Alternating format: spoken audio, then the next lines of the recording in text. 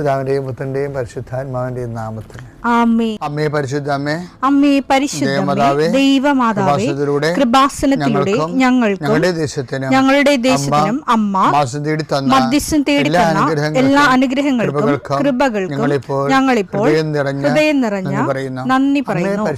അമ്മേ പരിശുദ്ധമേ, ദൈവമാതാവേ, 2004 ഡിസംബർ 7 ഉച്ചകഴിഞ്ഞ് 2:30 കൃപാസനത്തിൽ സംഭവിച്ച അമ്മയുടെ പ്രത്യക്ഷപ്പെടലിനെക്കുറിച്ച് തിരുസഭയ്ക്ക് സമർപ്പിച്ചിരിക്കുന്ന പഠനരേഖകളുടെ മേൽ സഭാത്മകമായ പഠനം ആരംഭിക്കുവാൻ ഞങ്ങൾ പ്രാർത്ഥിക്കുന്നു. അമ്മേ പരിശുദ്ധമേ, ഭൂസ്വർലോകങ്ങളുടെ രാജ്ഞിയായ അങ്ങേയ്ക്ക് ഭൗമസംരക്ഷണത്തിനായി പ്രപഞ്ചപ്രകൃതിയെ തന്നെ തിരുസഭ പ്രതിഷ്ഠിക്കുവാൻ ഈ പ്രത്യക്ഷീകരണം വഴി ഇടയാക്കണമേ. പരിശുദ്ധമേ, ജപമാല മാതാവേ, സകല കൃപാസനം പ്രാർത്ഥനയോടും ചേർത്ത് ഞങ്ങളിപ്പോൾ പ്രാർത്ഥിക്കുന്ന ഈ കുടുംബത്തിന്റെ പ്രത്യേക നിയോഗം പറ മക്കളെ.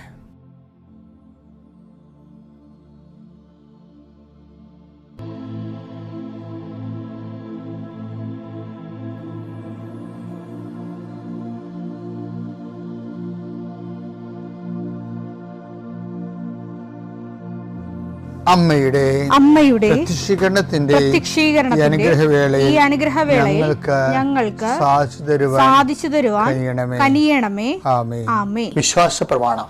സർവശക്തനായ പിതാവും ആകാശത്തിന്റെയും ഭൂമിയുടെയും സൃഷ്ടാവുമായ ദൈവത്തിൽ ഞാൻ വിശ്വസിക്കുന്നു.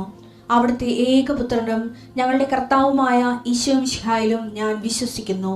ഈ പുത്രൻ പരിശുദ്ധാത്മാവിനാൽ ഗർഭസ്ഥനായി കന്യകാമറിയത്തിൽ നിന്ന് പിറന്ന് പൊന്തിയോസ് പീലാത്തോസിന്റെ കാലത്ത് പീഡകൾ സഹിച്ച് കുരിശിൽ തറയ്ക്കപ്പെട്ട് മരിച്ച് അടക്കപ്പെട്ട് പാതാളങ്ങളിൽ ഇറങ്ങി മരിച്ചവരുടെ ഇടയിൽ നിന്ന് 3-ാം നാൾ ഉയർത്ത് സ്വർഗത്തിലേക്ക് എഴുന്നള്ളി സർവശക്തിയുള്ള പിതാവായ ദൈവത്തിന്റെ വലതുഭാഗത്തിരിക്കുന്നു. അവിടെ നിന്ന് ജീവിക്കുന്നവരെയും മരിച്ചവരെയും വിധിക്കുവാൻ വരുമെന്നും ഞാൻ വിശ്വസിക്കുന്നു. പരിശുദ്ധാത്മാവിലും ഞാൻ വിശ്വസിക്കുന്നു. വിശുദ്ധ കത്തോലിക്കാ സഭയിലും പുണ്യവാന്മാരുടെ ഐക്യത്തിലും പാപങ്ങളുടെ മോചനത്തിലും ശരീരത്തിന്റെ ഉയർപ്പിലും നിത്യമായ ജീവിതത്തിലും ഞാൻ വിശ്വസിക്കുന്നു. ആമേൻ. സ്വർഗ്ഗസ്ഥനായ ഞങ്ങളുടെ പിതാവേ, അങ്ങയുടെ നാമം പൂജിതമാകണമേ. അങ്ങയുടെ രാജ്യം വരണമേ. അങ്ങയുടെ തിരുമനസ് സ്വർഗത്തിലെ പോലെ ഭൂമിയിലും ആകണമേ. അന്നു വേണ്ടുന്ന ആഹാരം ഇന്ന് ഞങ്ങൾക്ക് തരണമേ. ഞങ്ങളോട് തെറ്റ് ചെയ്യുന്നവരോട് ഞങ്ങൾ ക്ഷമിക്കുന്നത് പോലെ ഞങ്ങളുടെ തെറ്റുകൾ ഞങ്ങളോടും ക്ഷമിക്കണമേ. ഞങ്ങളെ പ്രലോഭനത്തിൽ ഉൾപ്പെടുത്തരുതേ, തിന്മയിൽ ഞങ്ങൾ രക്ഷിക്കണമേ. ആമേൻ. നന്മ നിറഞ്ഞ മറിയമേ, സ്വസ്തി. കർത്താവ് അങ്ങയുടെ കൂടെ സ്ത്രീകളിൽ അങ്ങ് അനുഗ്രഹിക്കപ്പെട്ടവളാകുന്നു. അങ്ങയുടെ ഉദരത്തിൻ ഫലമായി ഈശോ അനുഗ്രഹിക്കപ്പെട്ടവനാകുന്നു. പരിശുദ്ധ മറിയമേ, തമ്പുരാന്റെ അമ്മേ, പാപികളായ ഞങ്ങൾക്ക് വേണ്ടി ഇപ്പോഴും ഞങ്ങളുടെ മരണസമയത്തും തമ്പുരാനോട് അപേക്ഷിക്കണമേ. ആമേൻ. കർത്താവേ, നിന്റെ വിശുദ്ധ പൗരോഹിത്യത്തെ മഹത്വപ്പെടുത്തണമേ. കർത്താവെ, സഭയിലുള്ള സാന്നിധ്യം പ്രകടമാക്കണമേ. 40 വർഷം ഞാൻ അർപ്പിച്ച കൃപാനയുടെ യോഗ്യതയാൽ കൃപാസനത്താറെ ജീവനോടെ പ്രത്യക്ഷപ്പെട്ട പരിശുദ്ധ അമ്മയുടെ മാധ്യസ്ഥത്തിലെ ഞാൻ മക്കളെ ആശീർവദിക്കുന്നു. കർത്താവ്, വിദേശത്തൊക്കെ പോകാൻ വേണ്ടി ഒരുങ്ങുന്ന ആൾക്കാരുണ്ട്. പലതരത്തിലുള്ള ഇൻ്റർവ്യൂവിനൊക്കെ പോയിട്ട് ചിലയിടത്ത് തോക്കും, ചിലയിടത്ത് കാശ് കൊടുക്കും, ചിലയിടത്ത് ഒരു അംബിഗസായിട്ട് വരും. നടക്കുമോ ഇല്ലേ എന്നൊക്കെ അറിയാൻ പാടില്ലാത്തൊരു കൺഫ്യൂഷനുള്ള ആൾക്കാരുണ്ട്. അവിടെ കൺഫ്യൂഷൻ എല്ലാം മാറ്റണം. ഈശോയെ, പ്രഭാതത്തിൽ അങ്ങോട്ട് നാം വിളിച്ചപേക്ഷിക്കുന്ന അങ്ങയുടെ മക്കളുടെ മേൽ അവിടെ കണ്ണുനീര്, ഞാൻ നിൻ്റെ കണ്ണുനീരെല്ലാം കുപ്പിയിലാക്കി വെച്ചിരിക്കണമെന്ന് പറഞ്ഞില്ലേ, ഞാൻ നിന്നെ എൻ്റെ കൈവെള്ളയിൽ കാർവ് ചെയ്ത് വെച്ചിരിക്കുന്നു എന്ന് പറഞ്ഞില്ലേ. കർത്താവേ, നീ ഞങ്ങളോട് കാണിക്കുന്ന കരുണയും കരുതലുമാണത്. വിനാശത്തിൻ്റെ കൊടുങ്കാറ്റ് കടന്നു പോകുകയുള്ളൂ. കർത്താവേ, നിൻ്റെ ചിറകളുടെ ഉള്ളിൽ ഞാൻ അഭയം പ്രാപിക്കുന്നു എന്ന സങ്കീർത്തനോട് ചേർന്നുകൊണ്ട് കഷ്ടകാലങ്ങളിലൂടെ കടന്നു പോകുന്ന മക്കളെ കൈവെള്ളയിൽ അങ്ങ് സൂക്ഷിക്കുന്നവർ നന്ദി പറയുന്നു. ഇപ്പോൾ ഞങ്ങൾ കയ്യിലെടുത്തിരിക്കുന്ന രേഖകൾ ഞങ്ങൾ ജീവിതമാർഗം കണ്ടെത്തുന്ന ഓരോ തൊഴിലിടങ്ങൾ, ഞങ്ങളിപ്പോൾ എവിടെയാണ് നിൽക്കുന്നത്, എന്തിനു വേണ്ടിയാണ് നിൽക്കുന്നത്, ആ അനുഗ്രഹ സ്ഥലങ്ങളെ ഇപ്പോൾ നീ ആശീർവദിക്കണമെന്ന് പ്രാർത്ഥിക്കുന്നു. കർത്താവേ, ഞങ്ങൾ ഉപയോഗിക്കുന്ന ജീവിതമാർഗത്തിന് വേണ്ടി ഉപയോഗിക്കുന്ന തൊഴിലിടങ്ങളെ നീ ആശീർവദിക്കണം. അതിൻ്റെ രേഖകളെ ചിലപ്പോൾ നമ്പർ കിട്ടാത്തവരുണ്ടാകാം, നമ്പർ അതിന് അപേക്ഷിക്കുന്നവരുണ്ടാകാം. ഏതെല്ലാം തരത്തിൽ ഏതെല്ലാം രേഖകളാണ് വേണ്ടത്, ആ രേഖകൾക്കെല്ലാം നിലവിലുള്ള ദോഷങ്ങളെ, തടസ്സങ്ങളെ, കിട്ടാനുള്ള തടസ്സങ്ങളെ കർത്താവിൻ്റെ നാമത്തിൽ ബന്ധിക്കുന്നു. എൻ്റെ കർത്താവിൻ്റെ ഉന്നതമായ നാമത്തിൽ നിൻ്റെ വാഹനങ്ങളെ ഞാൻ ആശീർവദിക്കുന്നു. നീ ഉപയോഗിക്കുന്ന നീ പോകുന്ന വഴികളെ ഞാൻ ആശീർവദിക്കുന്നു. നിൻ്റെ വാഹനത്തിൻ്റെ, നീ ഹയർ ചെയ്ത വാഹനമായാലും, വാടകയ്ക്കെടുത്ത വാഹനമായാലും, ടാക്സി എടുത്ത വാഹനമായാലും, ഗവൺമെൻറ് വാഹനങ്ങളായാലും, അതെല്ലാം നീ സഞ്ചരിക്കുമ്പോൾ കർത്താവിൻ്റെ നാമത്തിൽ സംരക്ഷിക്കപ്പെടട്ടെ. ആ വാഹനത്തിന് കുറുകയും നെടുകയും പോകുന്ന മറ്റു വാഹനങ്ങളും തട്ടുപിടി അപകടം ഉണ്ടാകാതിരിക്കാൻ അവൻ നിന്നെ തൻ്റെ തൂവലുകൾക്കുള്ളിൽ മറച്ചുകൊള്ളുമെന്ന് പറഞ്ഞ നിൻ്റെ പാദങ്ങൾ കല്ലിൽ തട്ടാതിരിക്കാൻ ദൂതന് കൽപ്പിക്കുന്നതാണ് ചെയ്ത സംരക്ഷണത്തിൻ്റെ ദൈവം കർത്താവ് നിന്നെ അനുഗ്രഹിക്കുകയും ആശ്വസിപ്പിക്കുകയും സംരക്ഷിക്കുകയും ചെയ്യട്ടെ. എൻ്റെ പ്രിയപ്പെട്ടവരെ, നമ്മൾക്ക് എന്തെങ്കിലും ഒരു ദുരന്തം ഉണ്ടാകാൻ പോകണമെങ്കിൽ പരിശുദ്ധാത്മാവ് നമ്മുടെ കൂടെ ഉണ്ടെങ്കിൽ നമുക്കൊരു നോട്ട് തരും. എനിക്ക് തോന്നുന്നത് ദൈവമായിട്ട് അത്ര കണ്ട് ബന്ധമില്ലാത്തവർക്കും പരിശുദ്ധാത്മാവ് നോട്ട് കൊടുക്കുന്നുണ്ട്. കാര്യം എന്താണ്? ഇവന് എന്തെങ്കിലും ഇപ്പം ദൈവം ഇല്ലാതെ നടക്കണമെങ്കിലും ഇവന് എന്തെങ്കിലും സംഭവിച്ചു കഴിഞ്ഞാൽ മോങ്ങി ഇവൻ എൻ്റെ അടുത്ത് വരുമെന്ന് പറഞ്ഞുകൊണ്ട് ദൈവത്തിന് അറിയാവുന്നതുകൊണ്ട് ദൈവം നമുക്ക് ഇങ്ങോട്ട് തരുന്നുണ്ട്. പക്ഷേ ദൈവാനുഗ്രഹം കൊണ്ട് നമ്മളത് മനസ്സിലാക്കണില്ല. എന്താ കാര്യം?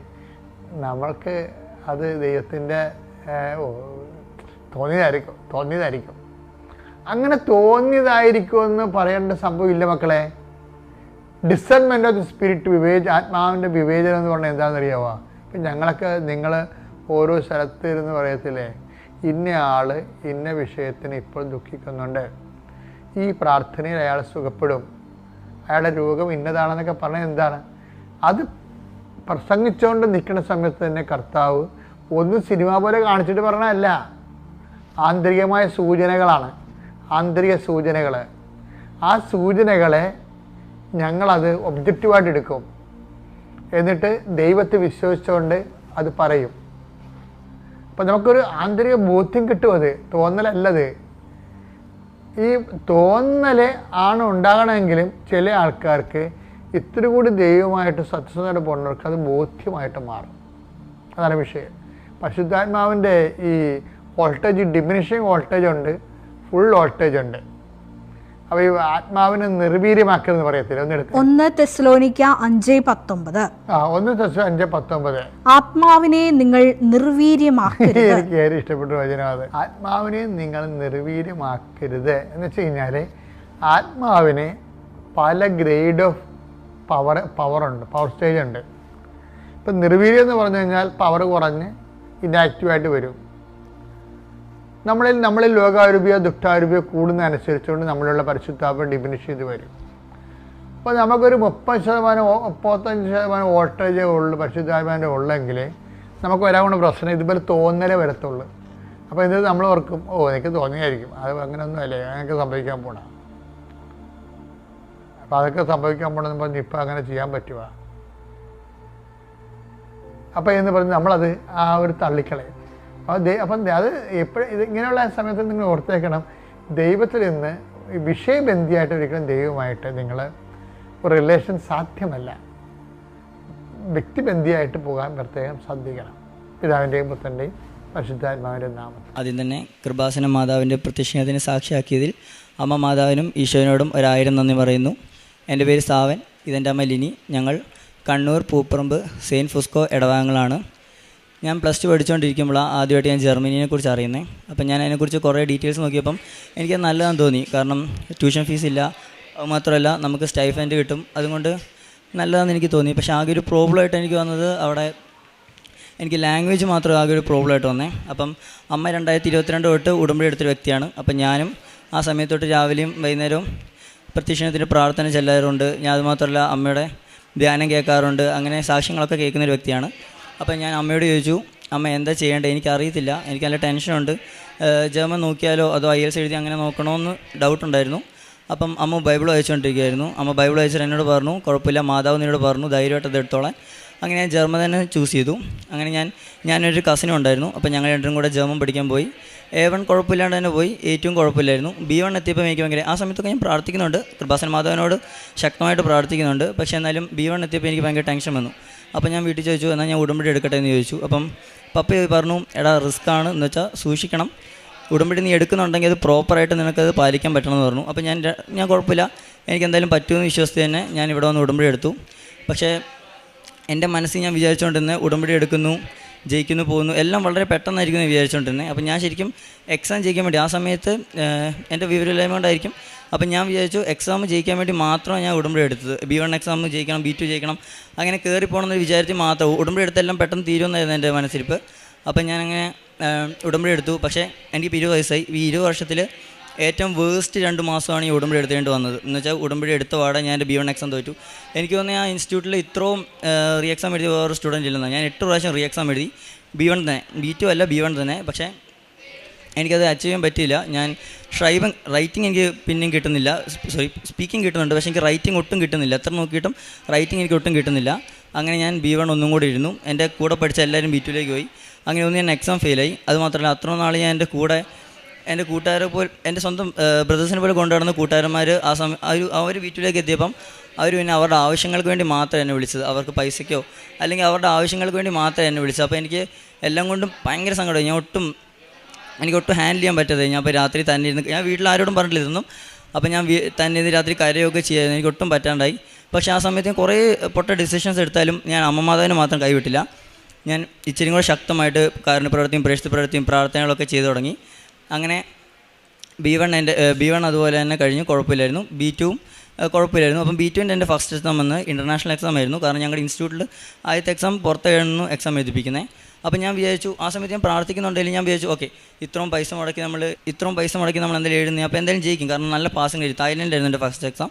അപ്പം നല്ല പാസിംഗ് റേറ്റ് ഉണ്ട്, അപ്പോൾ എന്തായാലും ജയിക്കും എന്നൊരു മെൻറ്റാലിറ്റി ആയിരുന്നു എനിക്ക്. പക്ഷേ എൻ്റെ റിസൾട്ട് വന്നപ്പോൾ എനിക്ക് ഒറ്റ മൊഡ്യൂളേ കിട്ടുള്ളൂ. 4 മൊഡ്യൂളാകെ ഒരു മൊഡ്യൂളേ കിട്ടുള്ളൂ. അപ്പോൾ എനിക്ക് പിന്നെയും ഞാൻ തകർന്നു, എനിക്ക് ഒട്ടും പറ്റാണ്ടായി. അപ്പം അങ്ങനെ ഇരിക്കുമ്പോൾ എൻ്റെ ചേച്ചിയൊക്കെ ഒരുപാട് എന്നെ ആശ്വസിപ്പിച്ചു. വീട്ടുകാരും പറഞ്ഞു, കുഴപ്പമില്ല, ഒരു എക്സാം ആയി, നമുക്ക് അടുത്ത് എഴുതാമല്ലോ എന്ന് പറഞ്ഞിരുന്നു. അപ്പോൾ അങ്ങനെ ഞാൻ അടുത്ത എക്സാംസ് കുറേ എഴുതി നോക്കി. പക്ഷേ എനിക്കെല്ലാം 1-2 മാർക്കിലൊക്കെ പോയി, എനിക്കൊട്ടും കിട്ടുന്നില്ല. അപ്പം എനിക്ക് ഭയങ്കര ഒരു പ്രോബ്ലം ഉണ്ട്, എൻ്റെ കുഴപ്പമായിരിക്കും. അപ്പം ഞാൻ വിചാരിച്ചു, ഈ +2 ഒക്കെ കഴിഞ്ഞിട്ട് 1-2 വർഷമായില്ലേ, 1 വർഷമായി. അപ്പം ഇനിയിപ്പം നാട്ടുകാരാണ് വീട്ടുകാരെല്ലാവരും പറയത്തില്ല, എന്തോ ഒരു പരിപാടിയില്ല, ചുമ്മാ ഇരിക്കുകയാണെന്നൊക്കെ ചോദിക്കും. ഭയങ്കര പേടിയായിരുന്നു. ആ സമയത്ത് പപ്പേനോട് പറഞ്ഞു, നീ ഒന്നെങ്കിൽ തിരിച്ച് എറണാകുളത്ത് പോയിട്ട് പഠിച്ചോ, കുഴപ്പമില്ല, അല്ലെങ്കിൽ നീ ഇവിടെ എവിടെയെങ്കിലും പഠിപ്പിക്കാൻ കാരണം എന്ന് പറഞ്ഞു. അപ്പം പപ്പേനോട് ഇങ്ങനെ പഠിപ്പിക്കാൻ കാരണം എന്ന് പറഞ്ഞപ്പോൾ എനിക്ക് മനസ്സിൽ ചിരിക്കുമായിരുന്നു. കാരണം ഒരു മൊഡ്യൂളൊന്നും വെച്ച് എവിടെയും പഠിപ്പിക്കാൻ കിട്ടത്തില്ല, എല്ലാവർക്കും ഒരു മൊഡ്യൂളൊന്നും വെച്ച് എവിടെയും പഠിപ്പിക്കാൻ കിട്ടത്തില്ല.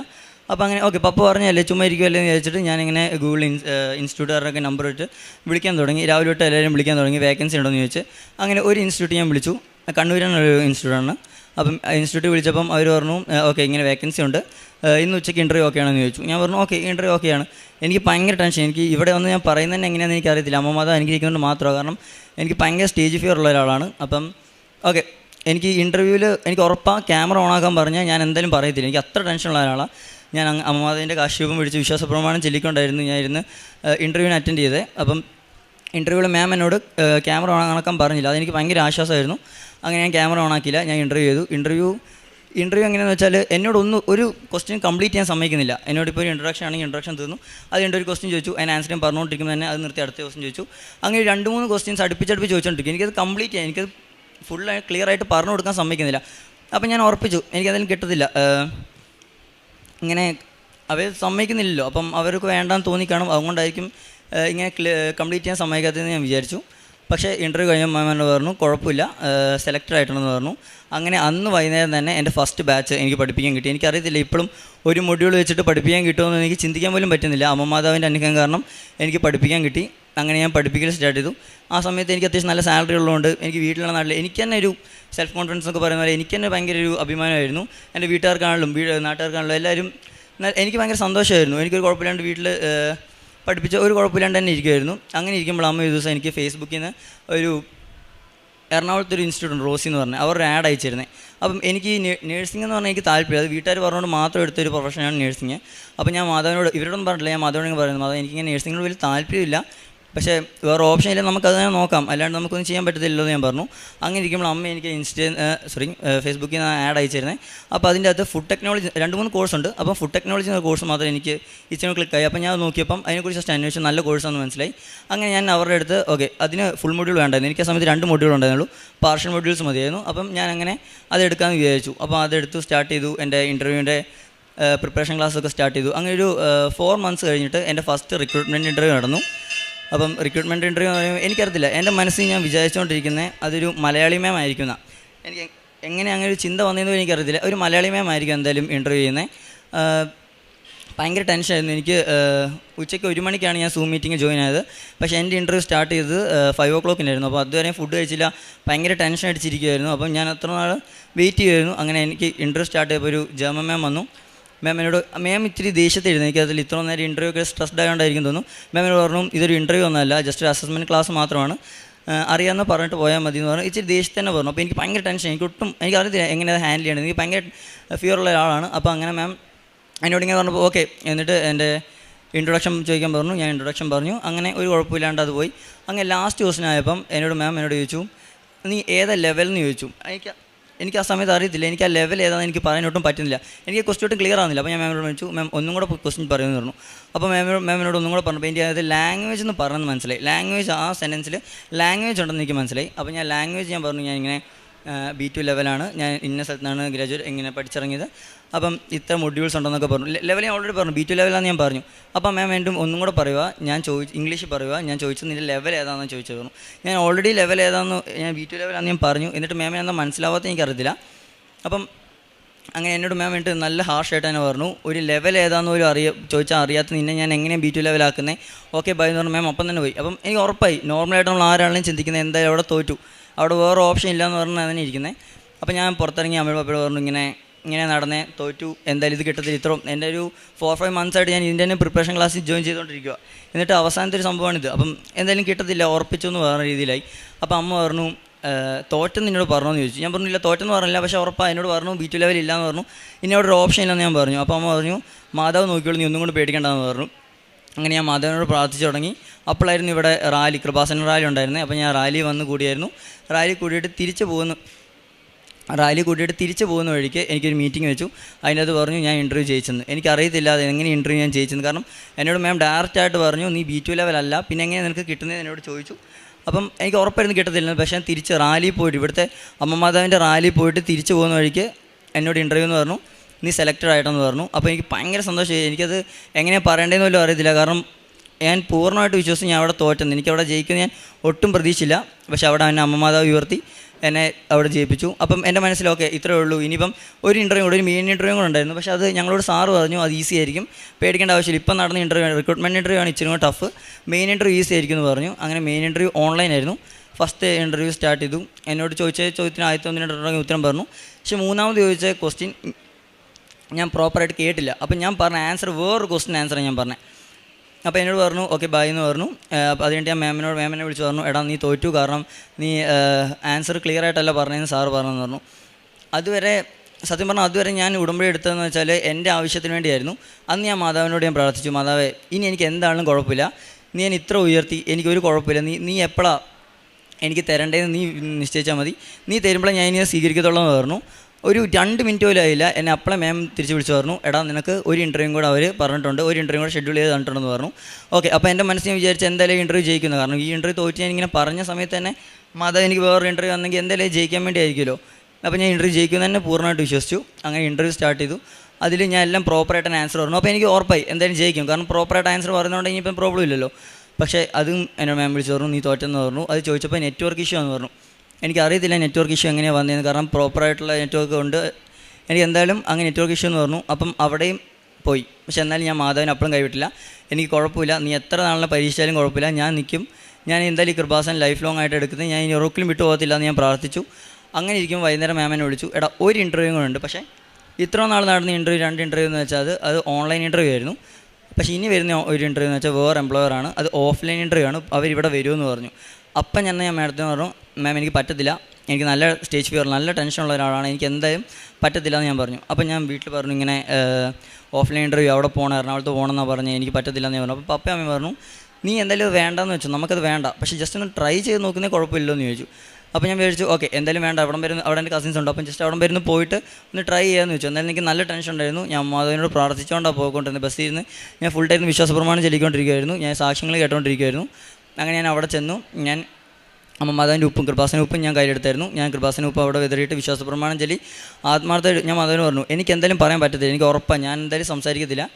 നിനക്ക് എന്നെ ജയിപ്പിക്കണം എന്നുണ്ടെങ്കിൽ, ഇത് ലാസ്റ്റ് ഇൻ്റർവ്യൂ, ഇനി ഇല്ല, ഇനി ഓപ്ഷൻസ് ഇല്ല, അപ്പം ഇത് നിനക്ക് എന്നെ ജയിപ്പിക്കണം എന്നുണ്ടെങ്കിൽ നീ ജയിപ്പിച്ചോ, അല്ലെങ്കിൽ എനിക്ക് വേണ്ട, നമുക്ക് വേറെ എന്തെങ്കിലും നോക്കാമെന്ന് ഞാൻ പറഞ്ഞു.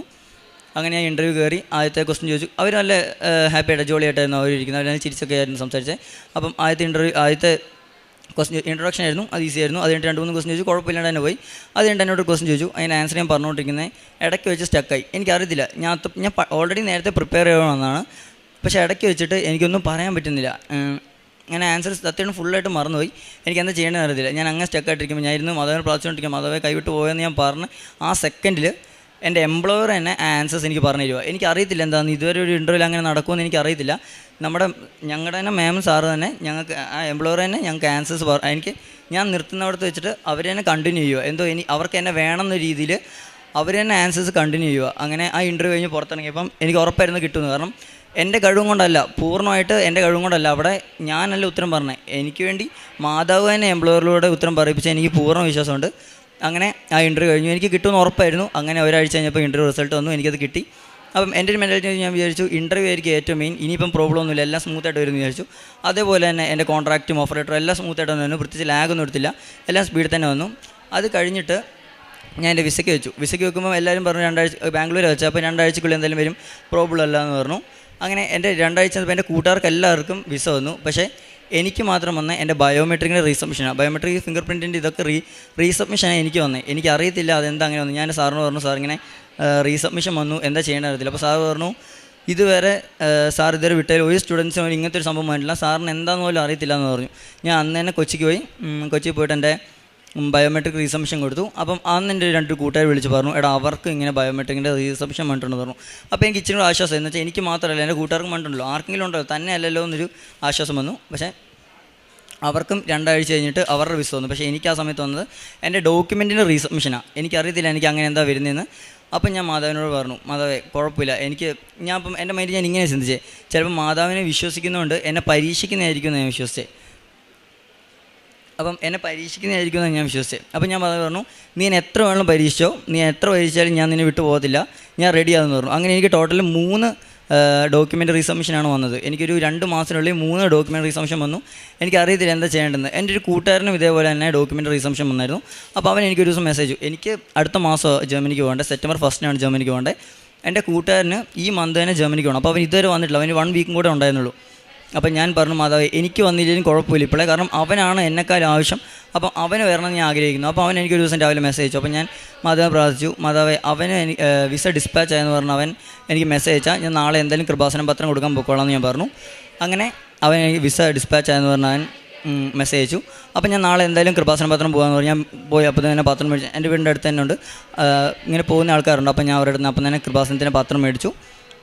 അങ്ങനെ ഞാൻ അന്ന് രാവിലെ കൊടുക്കേണ്ട ദിവസം രാവിലെ ആയപ്പം എനിക്ക് ഭയങ്കര കാലിന് വേന, എനിക്ക് എന്താ അറിയത്തില്ല, ഭയങ്കര കാലിന് വേന. അപ്പോൾ ഭയങ്കര മടിയും ഭയങ്കര കാലിന് വേന. അപ്പോൾ ഞാൻ അത് പറഞ്ഞു, എനിക്ക് നല്ല കാലിന് വേന, പക്ഷേ എന്നാലും ഞാൻ നിന്നോട് ഓൾറെഡി ഞാൻ പ്രോമിസ് ചെയ്തതാണ് ഞാൻ എന്തായാലും ഇവന് വേണ്ടിയിട്ട് പത്രം കൊടുക്കാൻ വരുമെന്ന്. ഞാൻ എന്തായാലും ആ പ്രോമിസ് തെറ്റിക്കത്തില്ല, ഞാൻ എന്തായാലും പത്രം കൊടുക്കാൻ വരുമെന്ന് പറഞ്ഞു. ഞാൻ അങ്ങനെ പത്രം കൊടുക്കാൻ പോയി. എൻ്റെ വീടിൻ്റെ അടുത്തേക്ക് തന്നെ പോയി. സാധാരണ ലോങ്ങ് പോകണം, പക്ഷേ ഇപ്രാവശ്യം കാലിന് വേനായിട്ട് നടന്ന് വീടിൻ്റെ അടുത്തൂടെ പോയത്. അപ്പം ഞാൻ അങ്ങനെ കൊടുക്കുമ്പോൾ ഒരു ചേച്ചി, എനിക്കറിയാം എൻ്റെ പള്ളിയിലൊക്കെ വരുന്നതാണ്. അപ്പം ആ ചേച്ചിക്ക് ഇങ്ങനെ കൃപാസന പത്രം കൊടുത്തു. അപ്പം ചേച്ചി പറഞ്ഞു, ആ ചേച്ചിക്ക് അറിയാം ഞാൻ ഇങ്ങനെ പത്രം കൊടുക്കുകയാണല്ലോ, എല്ലാവരും ഇങ്ങനെ പറഞ്ഞാൽ കൊടുക്കുന്നത്. അപ്പോൾ ഞാൻ ചേച്ചിയോട് ഇങ്ങനെ കൃപാസനത്തെ കുറിച്ച് പറഞ്ഞു. അപ്പം ചേച്ചി പറഞ്ഞു എനിക്കറിയാം. അപ്പം ഞാൻ ചോദിച്ചു അതെന്താ ഒരു ഉടമ്പടി എടുക്കാത്തെന്ന് ചോദിച്ചു. അപ്പോൾ ചേച്ചി പറഞ്ഞു, എടാ പൈസ ഇല്ല, സാമ്പത്തികമായിട്ട് അവർ ഇച്ചിരി ഡൗൺ ആയിരുന്നു, അതുകൊണ്ട് പൈസ ഇല്ലാത്തതുകൊണ്ട് ഉടമ്പടി എടുക്കാത്തതെന്ന് പറഞ്ഞു. അപ്പോൾ ചേച്ചി ആത്മാർത്ഥത്തോടെ പറഞ്ഞ് എനിക്ക് തോന്നി. അപ്പം തന്നെ ഞാൻ പറഞ്ഞു ചേച്ചിയോട്, ചേച്ചി എന്നാൽ ഞാൻ ചേച്ചിക്ക് പൈസ തരാം, പക്ഷേ മാതാവിന് വേണ്ടി ഞാൻ ചേച്ചിക്ക് പൈസ തരാം, ചേച്ചി അവിടെ പോയിട്ട് ഉടമ്പടി എടുത്താൽ മതി ഞാൻ പറഞ്ഞു. അപ്പം ആ ചേച്ചി പറഞ്ഞു, ആ ശരി എന്നാൽ ഞാൻ ഉടമ്പടി എടുത്തോളാം എന്ന് പറഞ്ഞു. അപ്പോൾ ചേച്ചിക്കും തമാശക്കാന്ന് വിചാരിച്ചത്. അപ്പോൾ കാരണം ഞാൻ തിരിച്ച് കൊടുക്കാൻ പോയപ്പോൾ ചേച്ചി ഒട്ടും വിശ്വസിച്ചില്ല ഞാൻ തിരിച്ച് പൈസ കൊണ്ട് വരുമായിരുന്നു. അപ്പോൾ ഞാൻ അങ്ങനെ പത്രം കൊടുക്കാൻ പോയി. ഫുള്ള് പത്രം കൊടുത്ത് തീർത്തിട്ട് ഞാൻ വീട്ടിൽ വന്ന് പൈസ എടുത്ത് ചേച്ചിക്ക് കൊണ്ട് കൊടുത്തു. അപ്പോൾ ചേച്ചി ചേച്ചി ഭയങ്കര സന്തോഷമായി. ചേച്ചി പറഞ്ഞു ഞാൻ എൻ്റെ ഭർത്താവിനെയും കൂട്ടിക്കൊണ്ട് ചേച്ചീൻ്റെ ഭർത്താവിനെയും കൂട്ടിക്കൊണ്ട് ചേച്ചി എന്തായാലും കൃപാസനത്തിൽ പോയി ഉടമ്പടി എടുക്കുമെന്ന് പറഞ്ഞു. അങ്ങനെ അത് കഴിഞ്ഞ് ഞാൻ തിരിച്ച് വീട്ടിൽ എത്തിയപാടെ എനിക്ക് എൻ്റെ വിസ ഡിസ്പാച്ച് ആയെന്ന് പറഞ്ഞ് മെയിൽ വന്നു. 2 മാസമായിട്ട് ഞാൻ ഈ വിസയ്ക്ക് വേണ്ടി വെയിറ്റ് ചെയ്യുന്നതാണ്. ഇതുവരെ എനിക്ക് വിസ വന്നില്ല. എന്നിട്ട് ഞാൻ ഇങ്ങനെ പൈസ കൊടുത്ത് തിരിച്ച് വീട്ടിൽ വന്ന അപ്പം തന്നെ എനിക്ക് വിസ ഡിസ്പാച്ച് ആയെന്ന് പറഞ്ഞ് എനിക്ക് മെയിൽ വന്നു. എനിക്ക് ഉറപ്പാണ് അവിടെ അമ്മ മാതാവ് തന്നെയാണ് എന്നെ അനുഗ്രഹിച്ചതെന്ന്. അങ്ങനെ അപ്പം അങ്ങനെ വിസ വന്നപ്പോൾ എനിക്ക് ഉറപ്പായിരുന്നു വിസ വന്നിട്ടുണ്ടെങ്കിൽ, എൻ്റെ ഇവിടെ വന്നിട്ടുണ്ടെങ്കിൽ അതെന്തായാലും കിട്ടും. ലേറ്റ് ആവുമോ ലാഗ് ആവുമോ എന്ന് എനിക്കറിയത്തില്ല. പക്ഷേ വിസ ഇവിടെ വന്നിട്ടുണ്ടെങ്കിൽ എനിക്കത് എന്തായാലും വിസ അടിച്ചിട്ട് പാസ്പോർട്ട് വന്നിട്ടുണ്ടെങ്കിൽ എന്തായാലും വിസ അടിച്ചായിരിക്കും കിട്ടുന്നതെന്ന് ഉറപ്പായിരുന്നു. അങ്ങനെ എനിക്ക് വിസ കിട്ടി. അങ്ങനെ ഞാൻ സെപ്റ്റംബർ 1 ഞാൻ പോവാണ്, ജർമ്മനിക്ക് ഞാൻ പോവാണ്. ഞാൻ പോകുന്നതാണല്ലോ എൻ്റെ കൂടെ കൂട്ടുകാരൊന്നുമില്ല. ഞാനും വേറൊരു രാജസ്ഥാൻകാരനും കൂടെ ഉള്ളൂ. അപ്പോൾ എൻ്റെ എംപ്ലോയറിന് ഞങ്ങൾ 2 മാത്രം സെലക്ട് ആയുള്ളൂ ഞങ്ങളുടെ കമ്പനിയിൽ. സോ എനിക്ക് എങ്ങനെയാണെന്ന് അറിയത്തില്ല. എനിക്ക് പൂർണ്ണ വിശ്വാസമുണ്ട് അമ്മ മാതാവ് എൻ്റെ കൂടെ വരുമെന്നും അവിടെ എനിക്ക് പ്രേക്ഷിത പ്രവൃത്തിയും കാരണ പ്രവൃത്തിയും ചെയ്യാൻ പറ്റുമെന്ന് ഞാൻ പൂർണ്ണ വിശ്വസിക്കുന്നു. പ്രേക്ഷിത പ്രവൃത്തിയായിട്ട് ഞാൻ പത്രം കൊടുക്കാറുണ്ട്. ഞാൻ പത്രം കൊടുക്കുമ്പോഴും ചുമ്മാ ഇങ്ങനെ കൃപാസനം പത്രം, കൃപാസനം നേർച്ചയെന്ന് പറഞ്ഞ് കൊടുക്കുകയല്ലേ ചെയ്യുന്നത്. ഞാനിങ്ങനെ പറയും എന്താണ് കൃപാസനം, ഞാൻ കൃപാസനത്തിൽ ഉടമ്പടി എന്താണ്, അങ്ങനെ എനിക്ക് കിട്ടിയ അനുഗ്രഹങ്ങളും അങ്ങനെ അവരെ ഞാൻ മാക്സിമം കൃപാസനത്തിലേക്ക് ഞാൻ വരുത്താൻ നോക്കും. ഞാൻ അങ്ങനെ അവരോട് ഡീറ്റെയിൽ ആയിട്ട് കൃപാസനത്തെക്കുറിച്ച് പറഞ്ഞിട്ടാണ് നിൽക്കാറ്. പിന്നെ കാരുണ്യപ്രവൃത്തിയായിട്ട് എൻ്റെ വീടിൻ്റെ അടുത്ത് കരുനാലയുണ്ട്. ഞാൻ അവിടെ അമ്മച്ചമാരെ കുളിപ്പിക്കാൻ പോകാറുണ്ട്. പിന്നെ അവർക്ക് നഖം വെട്ടി കൊടുക്കാറുണ്ട്. പിന്നെ ഇൻസ്റ്റയിൽ ഒരു റീലായിട്ട് കാണുന്ന കുറേ സഹായം അന്വേഷിച്ച് വരുന്നവർക്ക് ഞാൻ പൈസ എന്നെ കഴിയുന്നവരും പൈസ അയച്ചു കൊടുക്കാറുണ്ട്. ദൈവനാമത്തിന് സ്തുതിയായിരിക്കട്ടെ. എൻ്റെ പേര് ലിനി. ഞാൻ ആദ്യമായി തന്നെ എന്നെയും എൻ്റെ കുടുംബത്തെയും ഈ അൾത്താര വരെ ഉയർത്തിയ മാതാവിനെ ഈശോയ്ക്ക് ഒരുപാട് നന്ദി പറയുന്നു. അതിൻ്റെ കൂടെ ഞാൻ മാതാവിനോട് ഈശോയോട് ക്ഷമ ചോദിക്കുന്നു. ഞാനിത് 12ാമത്തെ പ്രാവശ്യമാണ് പുതുക്കുന്നത്. ഇതുവരെ അവസരമുണ്ടായിട്ട് ഞാൻ അൾത്താരയിൽ കയറി സാക്ഷ്യം പറഞ്ഞില്ല. അതെൻ്റെ പേടി കൊണ്ടായിരുന്നു. അതുകൊണ്ട് അമ്മ മാതാവിനോട് ഈശോയോട് ഞാൻ ഒരുപാട് സോറി ചോദിക്കുന്നു. അമ്മ മാതാവ് ഈശോയും ഞങ്ങൾക്ക് നൽകിയ എല്ലാ അനുഗ്രഹങ്ങൾക്കും നന്ദി അറിയുന്നു. ഏഷ്യ പ്രവാചകൻ്റെ പുസ്തകം 41-ാം അധ്യായം 10 മുതലുള്ള വാക്യങ്ങൾ. ഭയപ്പെടേണ്ട, ഞാൻ നിന്നോട് കൂടെയുണ്ട്. സംഭ്രമിക്കേണ്ട, ഞാനാണ് നിൻ്റെ ദൈവം. ഞാൻ നിന്നെ ശക്തിപ്പെടുത്തുകയും സഹായിക്കുകയും ചെയ്യും. എൻ്റെ വിജയകരമായ വലത്ത് കൈകൊണ്ട് ഞാൻ നിന്നെ താങ്ങി നിർത്തും. പരിശുദ്ധ അമ്മയുടെ പ്രത്യക്ഷീകരണ സാക്ഷിയായിട്ട് സാവൻ ടോം സിബി കണ്ണൂർ തൻ്റെ അനുഭവ സാക്ഷ്യം നമുക്ക് മുമ്പിൽ പങ്കുവെക്കുകയായിരുന്നു. ഈ മകൻ്റെ സാക്ഷി നമുക്ക് വളരെയേറെ പൂർണ്ണമായിട്ടും മനസ്സിലാകുന്നുണ്ടായിരുന്നു. കാരണം എത്രമാത്രം ഉടമ്പടിയോട് ചേർന്ന് നിൽക്കണമെന്നുള്ള ഒരു വലിയ ബോധ്യത്താലാണ് അവൻ ഈ അൾത്താരയ്ക്ക് മുമ്പിൽ തൻ്റെ സാക്ഷി നമുക്ക് മുമ്പിൽ പങ്കുവെക്കുക. ജർമ്മൻ പഠിക്കാനുള്ള ചൂസ് ചെയ്യുകയും അത് ഉടമ്പടി എടുത്തുകൊണ്ട് പാസ്സാകാമെന്നുള്ള രീതിയിലേക്കാണ് കടന്നു വരുന്നതെങ്കിലും അവന് ഉണ്ടാകുന്ന വലിയ തിരിച്ചറിവെന്ന് പറയുന്നത് അത് ഉടമ്പടി എൻ്റെ ആവശ്യത്തിന് വേണ്ടിയിട്ട് മാത്രമല്ല, മറിച്ചത് ഈശോയുടെയും അമ്മയെയും സ്വന്തമാക്കാനുള്ള ഒരു വലിയ ബോധ്യത്തോടു കൂടിയാണ് തൻ്റെ ഉടമ്പടി ജീവിതത്തെ മുമ്പോട്ട് കൊണ്ടുപോവുക ചെയ്യുന്നത്. കാരണം തനിക്ക് നിരവധിയായ പ്രതിസന്ധികൾ കടന്നു വന്നപ്പോഴത്തേക്കും അതിലെല്ലാം പൂർണ്ണമായിട്ട് അവന് ഓവർകം ചെയ്യാനായിട്ട് സാധിക്കുക ചെയ്തത് ഉടമ്പടി വസ്തുക്കളോടും എപ്രകാരം ചേർന്ന് നിൽക്കുവാനായിട്ട് അവന് സാധിച്ചു എന്ന് തന്നെയാണ്. കാരണം പഠിക്കുന്ന സമയത്താണെങ്കിലും ഒരു മൊഡ്യൂൾ മാത്രം പാസ്സായിക്കൊണ്ട് പല കാര്യങ്ങളിലേക്ക് പോകുമ്പോഴത്തേക്കും അവസരം കിട്ടാണ്ട് വരുമ്പോഴത്തേക്കും, പക്ഷെ എന്നാൽ പരിശുദ്ധമ്മ തനിക്കൊരു വഴികാട്ടി എന്നുള്ള ഉറച്ച ബോധ്യത്തിലൂടെ മുമ്പോട്ട് പോകുമ്പോഴത്തേക്കും അത് പരിശുദ്ധമ്മ പല മാർഗങ്ങളായിട്ട് ഈ മകന് വഴി തുറന്നു കൊടുക്കുകയായിരുന്നു. അത് പൂർണ്ണമായിട്ടും അത് വളരെ പരിശുദ്ധമ്മയോട് ചേർന്നുകൊണ്ട് അവനത് പാസ്സാകുവാനായിട്ട് സാധിക്കുക ചെയ്തത് ഉടമ്പടി ജീവിതം എൻ്റെ ജീവിതത്തിന് പൂർണ്ണമായിട്ടും ആവശ്യമാണെന്നുള്ളൊരു ബോധ്യത്തോടു കൂടിയാണ് ഈ മകൻ്റെ സാക്ഷി നമുക്ക് മുമ്പിൽ മനസ്സിലാക്കുവാനായിട്ട് സാധിക്കുക ചെയ്യുന്നത്. കാരണം തനിക്ക് തൻ്റെ 3 ഡോക്യുമെൻറ്റ്സുകൾ റീസബ്മിഷൻ്റെ ആവശ്യങ്ങൾ വന്നപ്പോഴത്തേക്കും അതിൻ്റെ തടസ്സങ്ങൾ വരുമ്പോഴും അവൻ പൂർണ്ണമായിട്ടും പ്രാർത്ഥിക്കുക. പരിശുദ്ധ അമ്മയ്ക്ക് ആവശ്യമുണ്ടെങ്കിൽ അത് ശരിയാക്കി തരുമെന്ന് തന്നെയാണ്. അതുതന്നെ തൻ്റെ കാരുണ്യപ്രവൃത്തിയിലൂടെയും പ്രേക്ഷിത പ്രവർത്തനത്തിലൂടെയും അവിടെ ഒരു വലിയൊരു കാരുണ്യം കാണിച്ചപ്പോഴത്തേക്ക് 2 മാസമായിട്ട് കിട്ടാതിരുന്ന തൻ്റെ വിസയെല്ലാം പൂർണ്ണമായിട്ടും അവന് ശരിയാക്കി കിട്ടുകയും അത് പൂർണ്ണമായിട്ടും അവന് ജർമ്മനിലേക്ക് പോകുവാനുള്ള വലിയൊരു മാർഗം പരിശുദ്ധ അമ്മയിലൂടെ തുറന്നു കൊടുത്തെന്ന് തന്നെയാണ് ഈ മകൻ്റെ സാക്ഷ്യത്തിൽ നമുക്കത് മനസ്സിലാക്കുവാനായിട്ട് സാധിക്കുക ചെയ്യുന്നത്. ഇനിയും മകൻ്റെ ജീവിതം വഴിയും മുമ്പോട്ടുള്ള യാത്രയിലും ഇനിയും പരിശുദ്ധ അമ്മയുടെ പ്രത്യക്ഷ സാക്ഷിയായിട്ട് ഈ മകനെ ഉയർത്തട്ടെ എന്ന് നമുക്ക് പ്രാർത്ഥിക്കാം. ഒപ്പം ഈ കുടുംബത്തെയും പരിശുദ്ധ അമ്മയുടെ പ്രത്യക്ഷ സാക്ഷികളായിട്ട് ഉയർത്തണമെന്ന് നമുക്ക് പ്രാർത്ഥിക്കുകയും ഒപ്പം നമ്മുടെ ആവശ്യങ്ങളെയും എല്ലാവിധ നിയോഗങ്ങളെയും പരിശുദ്ധ അമ്മയുടെ പ്രത്യക്ഷ സാക്ഷികളായിട്ട് നമ്മളെ ഉയർത്തണമേ എന്ന് ഈ അൾത്താരയ്ക്ക് മുമ്പിൽ നമുക്കും പ്രാർത്ഥിക്കാം.